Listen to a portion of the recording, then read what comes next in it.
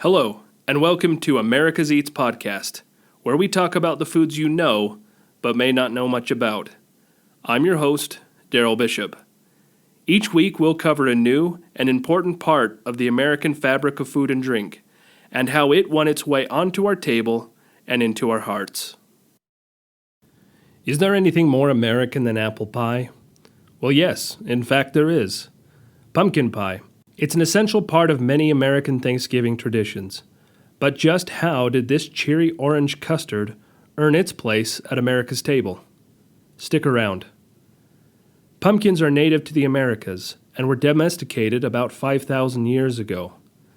Pumpkins were an important part of the indigenous diet. In the early 16th century, European sailors and merchants took pumpkins back to Europe as part of the Columbian Exchange. Pumpkins were introduced to England from France in the 1500s. The English called them pompions, an anglicized version of the French name.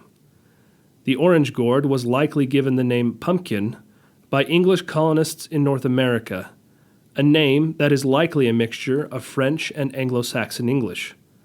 A pompion in French was a small ball or melon, and kin was an old Anglo-Saxon term meaning something was like or resembled another thing. So pumpkin means simply melon-like. The colonists to North America quickly learned that pumpkins grown here were far superior to their European cousins. They were larger, tastier, and had more color. Adrian van der Donck, a Dutch lawyer living in what is now New York in 1655, remarked on how much the English colonists loved pumpkin. He said, "The English are very fond of tasty food, like pumpkins very much, and also use them in pies and know how to make a beverage out of them." The beverage mentioned by van der Donck may well have been pumpkin ale. The colonists also used pumpkins as substitutes for other foodstuffs when those foodstuffs were scarce, and are even known to have made a pumpkin substitute for flour. When it came to pies, the English and other Europeans made them in ways that to some might seem unusual today. One French recipe calls for the cook to boil the pumpkin in milk and then strain it before pouring it into a crust. The English would usually boil, stew, or fry their pumpkins and add them sliced into the pie along with apples and other spices, which tended to make the pie a little more savory than sweet. As the English in North America prospered, the humble pumpkin pie had to contend with fancier, higher-class fruit pies such as pear, apple, and quince tarts, but always held a special place in the hearts of New Englanders. Sometime during the 1700s, someone in New England had developed a pumpkin pie that we would recognize today. Though it was probably around for some time, the recipe was not widely shared until 1796, when it was published in Amelia Simmons's all-American cookbook called American Cookery. Amelia published 2 pumpkin pie recipes in her cookbook, the first of which is decidedly fancier than the second. The first recipe called for 1 quart pumpkin, stewed and strained, 3 pints cream, 9 eggs beaten, sugar, mace, nutmeg, as well as ginger, laid into a crust with the dough spur. Cross and checker it, and baked in dishes 3/4 of an hour. The second was simpler and probably was designed for people of humbler means.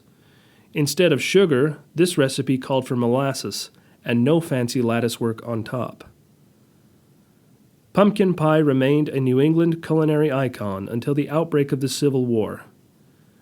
Writing in 1844, Lydia Maria Child penned a poem called The New England Boy's Song About Thanksgiving Day. While you may not have heard of the name before, you almost certainly have heard the words. Over the river and through the woods to grandmother's house we go. The pumpkin pie received national attention when President Abraham Lincoln made Thanksgiving a national holiday in 1863. To Southerners, pumpkin pie was a culinary intruder sent to replace Southern traditions with Yankee ones. Southerners, however, took the pumpkin pie and made it their own, usually by adding a favorite alcohol to the mix. For the rest of the 1800s, pumpkin pies continued to spread across the United States and were then, as today, a seasonal favorite. Before the 1920s, many American cooks still cooked and strained their own pumpkins for use in their pies.